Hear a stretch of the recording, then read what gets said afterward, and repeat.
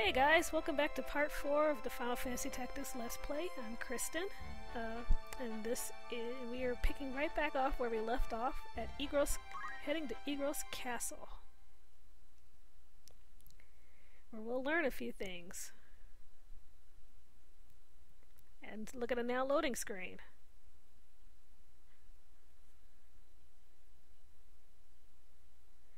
And we'll wait for a bit. Oh, there it goes.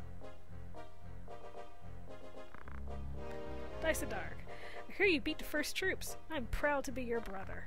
The senior statesman spoke highly of you. You are truly descended from Beowulfs. Thank you. Aren't you happy? Oh, yes, I am. Thank you for the kind words. You might have heard about the enemy attacking Elmdor's carriage and kidnapping him. What would you have us do? I've already had Zalbak send out a search party. They'll probably demand ransom if he's still alive. Highness, please let me have 100 soldiers! I beg you, let me avenge my comrade's murder! I said it's taken care of. Didn't you hear me? Galleon isn't any place for you. Let us handle it. But, think of your rank, Algus! Have you forgotten you're just a soldier without rank of knighthood? Urgh. I want you to guard Egros Castle. This shouldn't be so difficult. Danger probably won't get this far.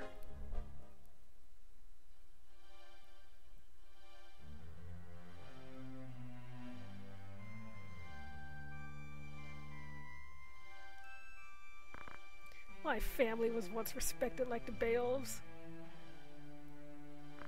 My grandfather was captured during the 50-Year War. He sold his friends out to the enemy to save himself. But as he left the castle, he got stabbed in the back by a cadet just like myself. One of my grandfather's friends managed to escape and spread the story around. Of course, my father didn't believe it, but everyone else did. They deserted him. Makes me want to chuck rocks off of bridges into water. Rank.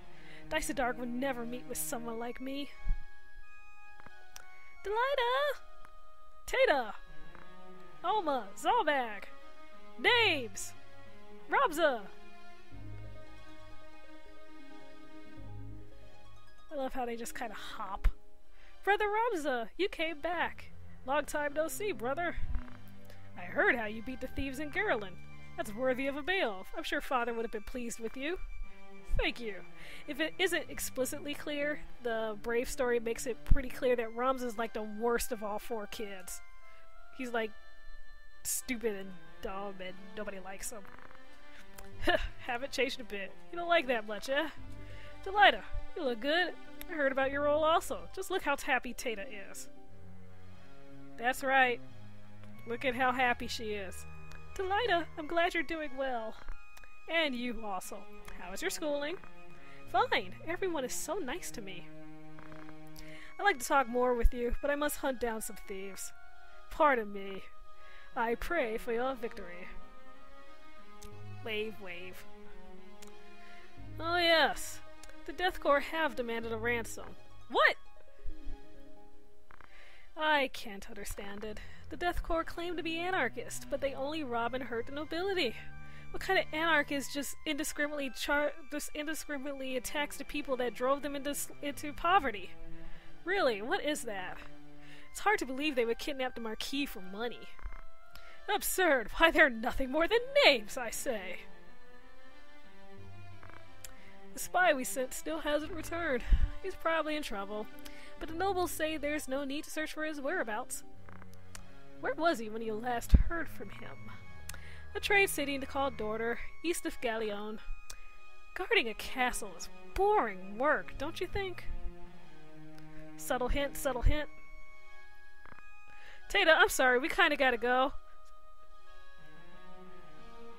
Oh no, don't worry about me, just take care of yourself. Don't worry, I'll come back safely, so be a good girl.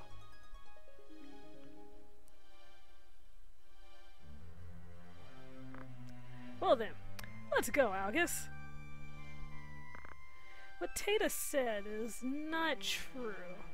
Actually, Something wrong with Tata? She has been picked on at school because of her rank. ... Sorry, I shouldn't have worried you like that. Tata will be okay. I'll be there for her. Trust me. I'm not worried, but don't you overdo it. You're the one going too far to meet their expectations. Just be yourself and don't be restricted by your name. You sound like our mother. Ha ha ha ha ha ha. Ramza and Alma have the same mother. Daisadarg and Zalbak have a different mother, so they're half-siblings. Somehow Ramza is still considered worse than, yes, Alma. Ramza. So the Brave story points out that Delita and Tata are the children of some farmers that were killed by the plague, and the Bale family took them in, and they've been with them since then. So pretty much mostly everybody's been picking on them since they're farmer kids, attending school with nobles and everything like that.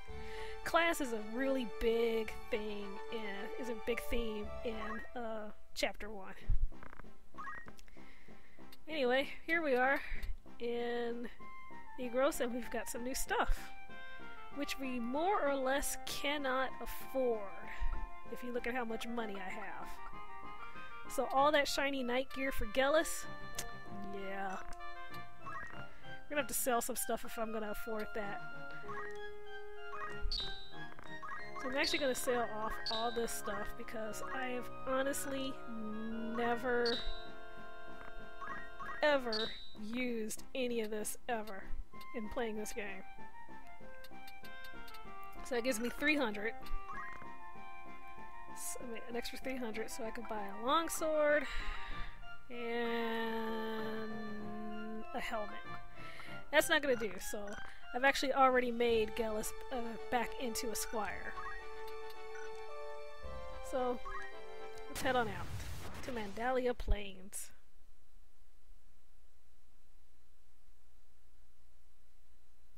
This is actually a combat, or actually isn't. Look at that, it's actually a combat. So now I can show you an NPC combat with all of our characters. I know I forgot to teach York Potion, so he's still worthless.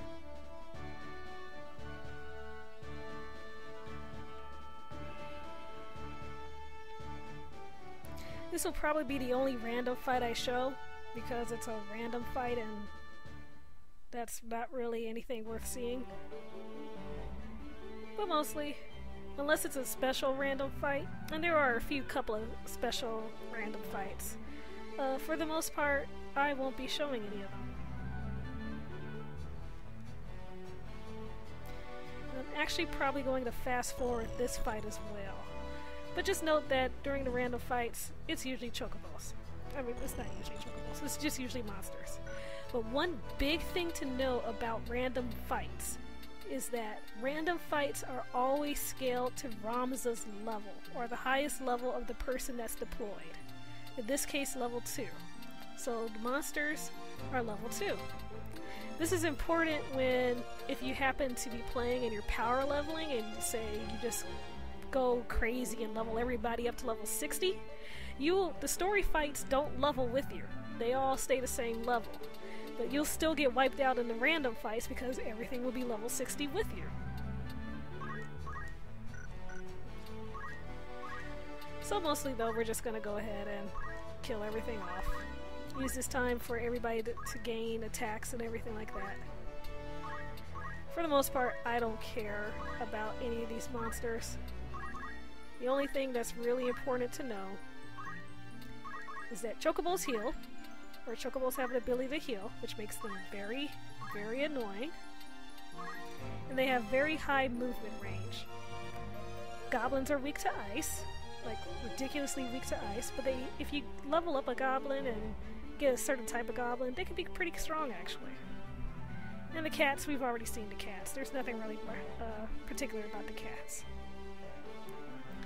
The other thing with monsters is that monsters have, as for purposes of the Zodiac compatibility chart, which has best and worst based off of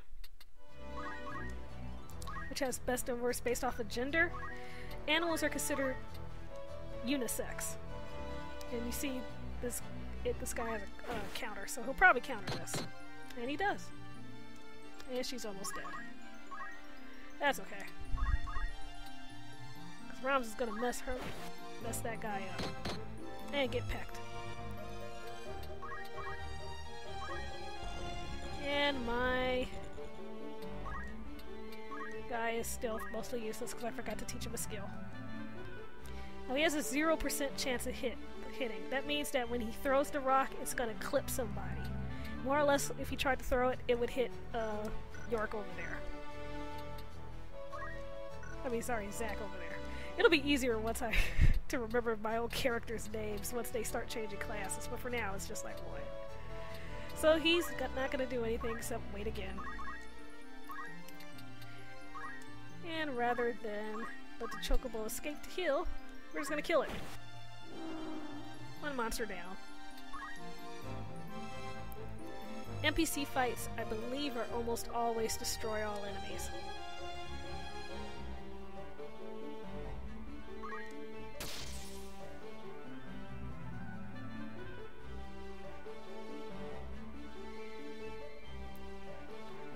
But anyway, that's pretty much it. I'll probably fast forward the rest of this fight and just make this primarily— oh! Look at that! Somebody died! This means, among other things, that Zack gets to throw a phoenix down at somebody. That's York, isn't it? York gets to throw a phoenix down at somebody.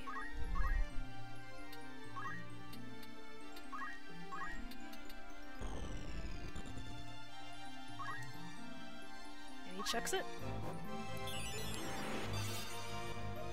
Items have a 100% chance of working, so there's actually no, there's no real effect with the Brave system with these guys, with a chemist. And Gillis is back up. Let's see, there's still 2 monsters on that side, so I will want to minimize. I want to put the majority over there. Actually, there's still 2 monsters everywhere, so fine to that.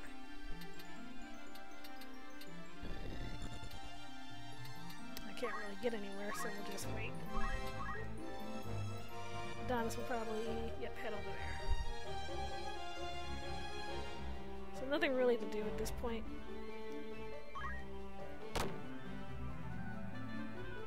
Goblin will use his skill. Gelky will not move. She has a 77% chance to hit, so I suspect compatibility issues there. Ow.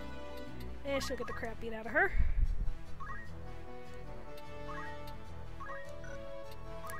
And of course, since York can't do jack, except bring people back from the dead and throw rocks, we're actually gonna move him up and have him attack, because why the heck not? He won't die. In fact, he has a chance of doing almost more damage than Gelky there. Who is about to die. And down she goes. That's okay, I've got York. York's one sole purpose for living is to attack, is to bring people back from the dead.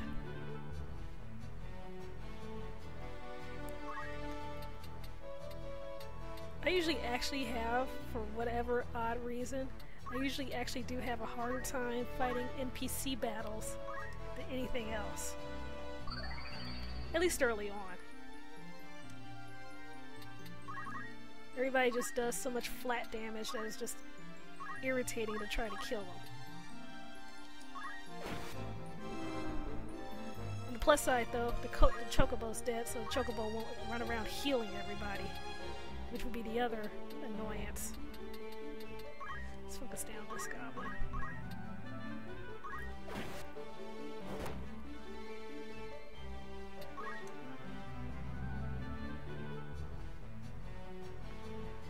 Since Gallus can only get hit from one angle. And she's been afflicted with darkness, which pretty much drops her ability to attack. So that really didn't do much. That's okay.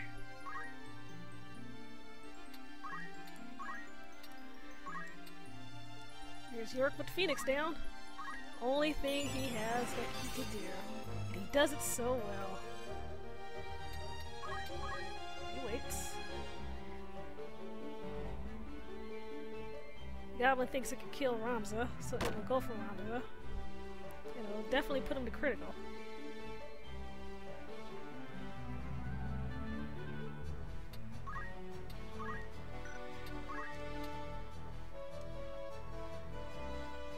Oh, I don't want to risk him getting countered, so he'll just potion himself.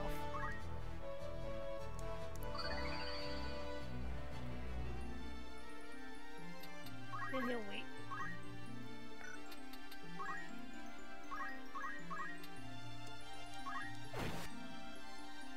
Zach will keep popping away. Good job, Zach. Good job. Now you see why I have so many potions.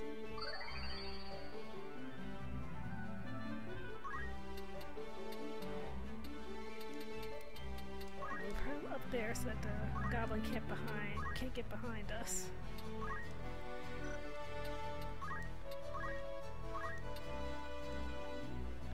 Dash, by the way, has a 100% success rate, apparently.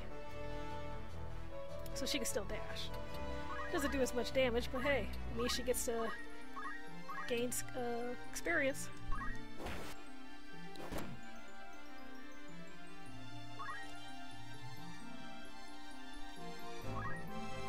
And random death aside, Gellus seems to be doing fine with the two of them in the choke point down there.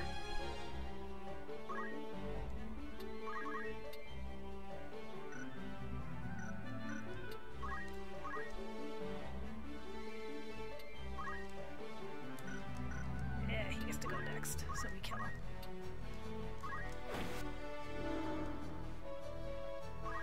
And that ends his turn.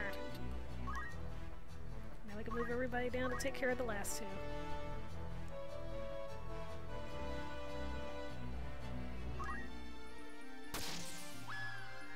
And Gellus is dead again.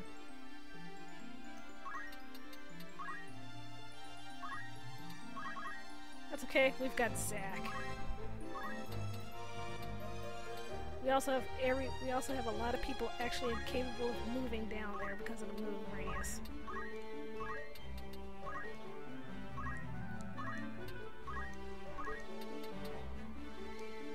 And York picks her back up.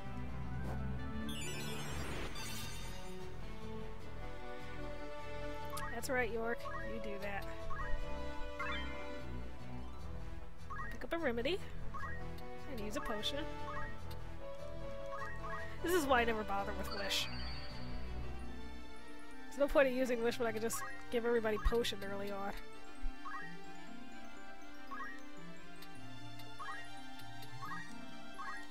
Even better, using the potions gives them JP. And they can all take care of themselves, more or less.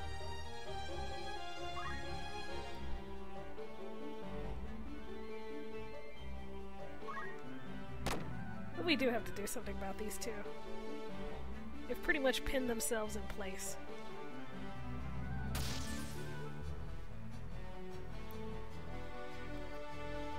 Oh, that does that.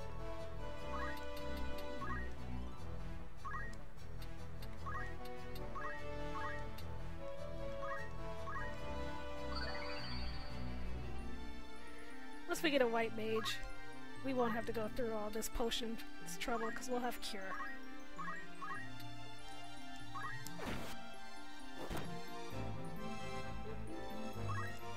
In the meantime, everybody just kinda hangs back and does their own thing.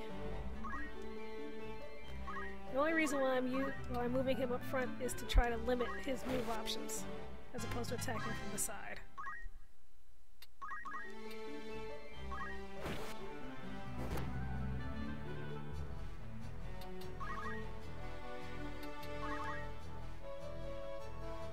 And the goblin will try to tackle Gellus again, and succeed.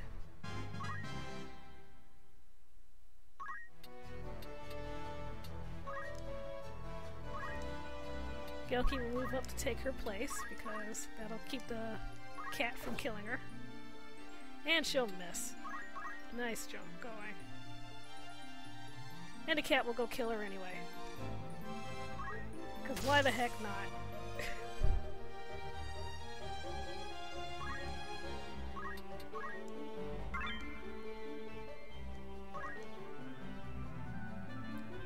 Crystals can be useful.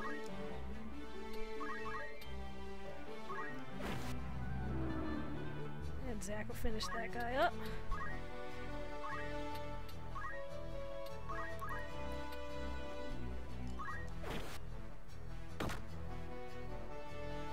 And that just leaves the cat, which Gelki will take care of. Or Gelki won't take care of it. Alright, Gillis. You have 7 HP. It has 4. All you need to do is kill it. And she does. And gains a level. And a job level. Hooray. So that was worth it. Keeping her there. Alright. And that battle is complete. And we gain 1,000 gil. So now we've got 2,000 gil and can outfit Gellus a bit more as a knight. Which we will do. And then when I come back in part 5, we will resume with the story battles. Thanks for watching.